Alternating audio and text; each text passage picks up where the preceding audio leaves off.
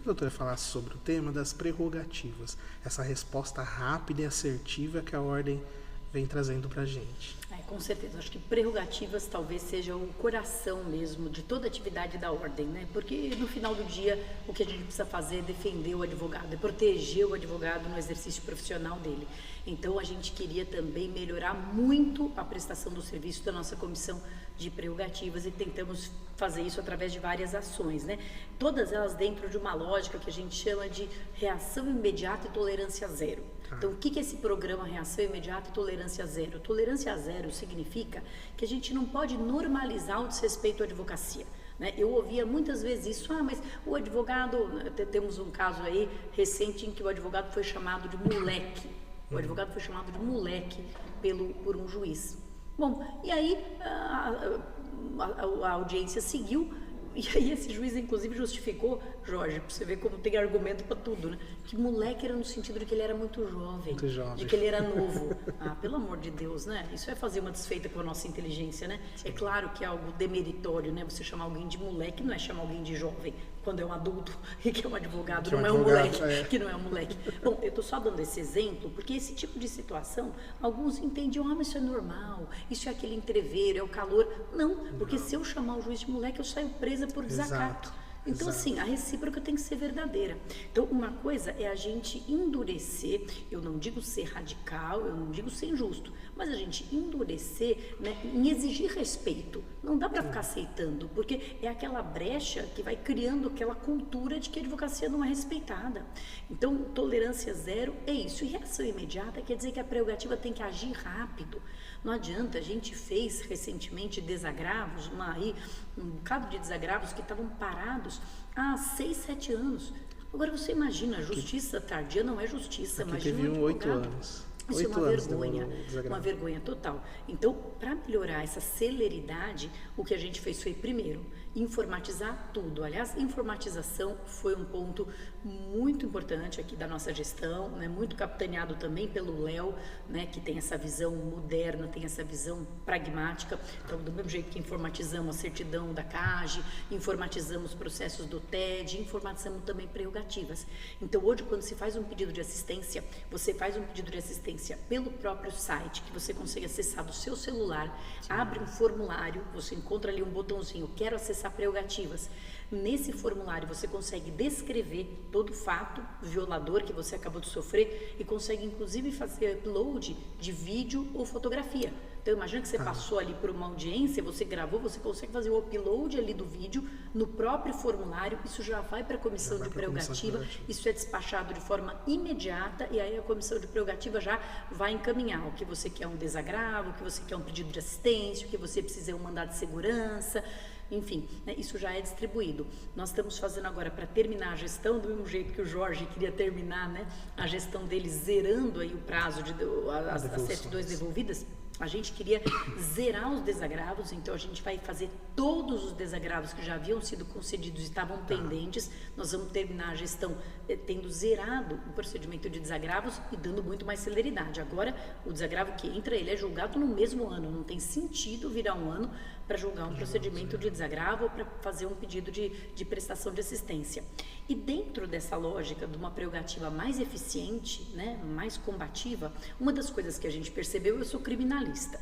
Então eu sempre achei que nós criminalistas éramos assim, digamos, as maiores vítimas de violações, né? Porque nós temos muitos confrontos, né? Mas nós percebemos que não. Na advocacia trabalhista, previdenciária, existencível, muitas violações de prerrogativas.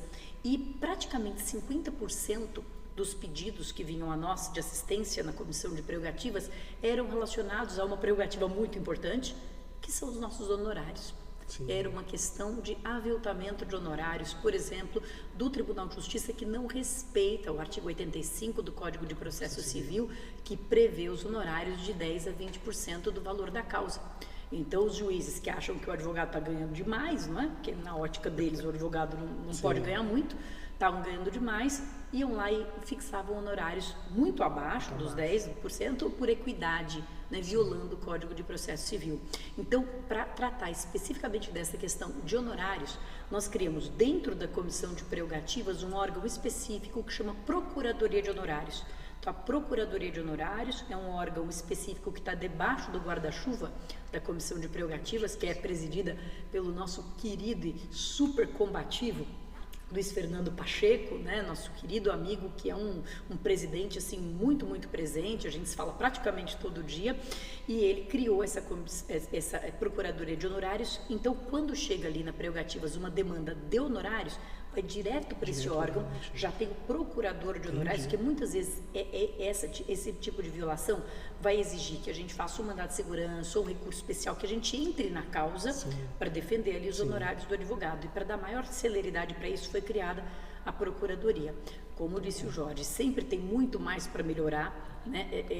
É gigante, os problemas são gigantes também, mas a gente acha que a gente fez avanços importantes e vai continuar avançando nessa questão, nesse tema das prerrogativas. Uma coisa que foi interessante também na comissão é que a gente percebeu que existiam prerrogativas que eram violadas, por exemplo, especificamente para as mulheres advogadas.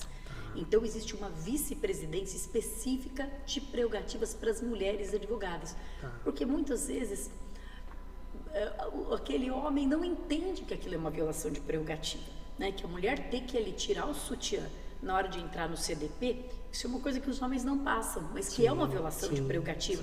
Ou mulher ter indeferido o seu direito à preferência quando ela está gestante ou lactante, que isso é uma violação de prerrogativas. Então, nós criamos também uma vice-presidência específica para isso. Enfim, tudo para dar uma resposta mais rápida. Prerrogativa tem que ser realmente a prioridade.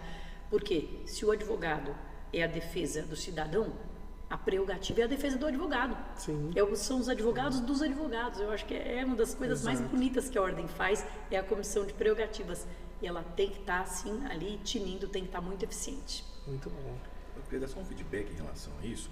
Chegou para mim um caso bem específico de uma audiência que um advogado está fazendo intervenção, um depoimento nas colocações do juiz, e ela sempre, de forma educada, isso está gravado em vídeo, fala assim: pela ordem, excelência, não foi isso que aconteceu.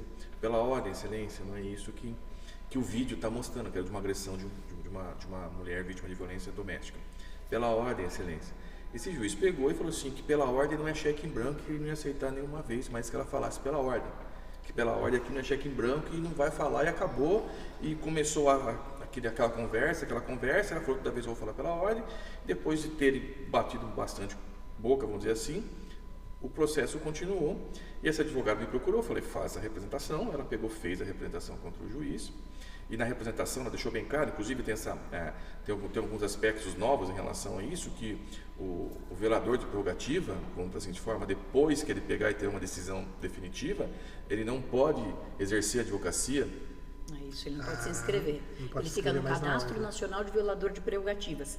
Então, aquela autoridade que for uma autoridade agravante, ou seja, que tivesse sido objeto de um procedimento de desagravo transitado em julgado, não pode se inscrever depois que aposentar, né? Então, eu achei que foi interessante.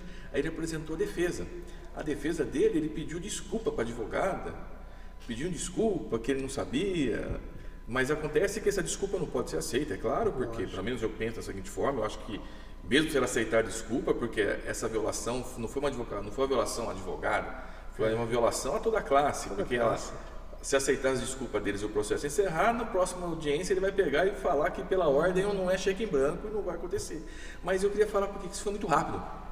Do dia do protocolo, do dia da defesa e da manifestação da defesa, não se passou-se 45 dias.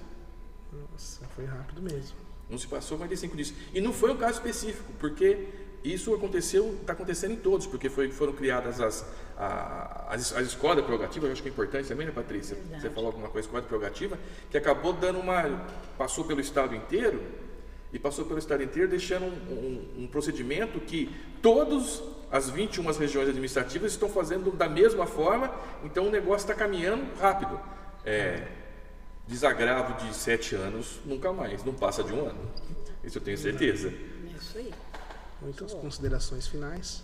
Primeiramente, Eric, eu gostaria de parabenizar a minha subseção de Porto Ferreira por esse trabalho maravilhoso que é esse podcast, de falar para a advocacia. O importante é isso, é falar para a advocacia. Sim. E eu acho que foi exemplar o trabalho. Eu espero, nesse meu papel como coadjuvante aqui ao lado da Patrícia, ter esclarecido alguma coisa para a advocacia, falado um pouquinho da assistência judiciária e ajudado aqui nas perguntas que você fez. Muito obrigado e parabéns por esse excelente trabalho. Obrigado, Jorge. Quero já deixar registrados os parabéns pela gestão na assistência judiciária. Obrigado. Doutora, essas considerações. Eu faço também cor às palavras do Jorge, parabenizando o podcast, e queria mencionar a importância das subseções no nosso sistema da OAB, né? E a importância desse relacionamento bom, desse relacionamento republicano entre a seccional e as subseções. A gente falou muitas coisas aqui da nossa gestão, né, Jorge, da gestão atual da Ordem, que eu acho que impactam diretamente na vida da advocacia, sim, prerrogativas, CAGE, mas existe um trabalho de bastidor, né, um trabalho de gestão interna mesmo, que eu acho que foi muito importante, que pode não ser visto, né, pode não ser tão visível, mas ele foi muito importante, que foi o trabalho de autonomia financeira e administrativa das subseções. A gente tinha um sistema em que as subseções não tinham autonomia financeira nenhuma, então isso prejudicava demais as subseções pequenas, porque elas ficavam totalmente dependentes da seccional, e aí havia uma prática, né, eu não quero aqui atribuir culpa à pessoa A, B ou C, não quero fulanizar aqui o debate, mas o fato é que havia uma prática de que houvesse muita interferência política. Então aquela subseção que era alinhada politicamente com a seccional tinha recursos, tinha possibilidade, e aquela que não era, não tinha. E isso não pode acontecer, porque a advocacia não se importa com isso. A advocacia não tem culpa se os gestores são amigos ou inimigos. Na advocacia que é o serviço prestado na ponta.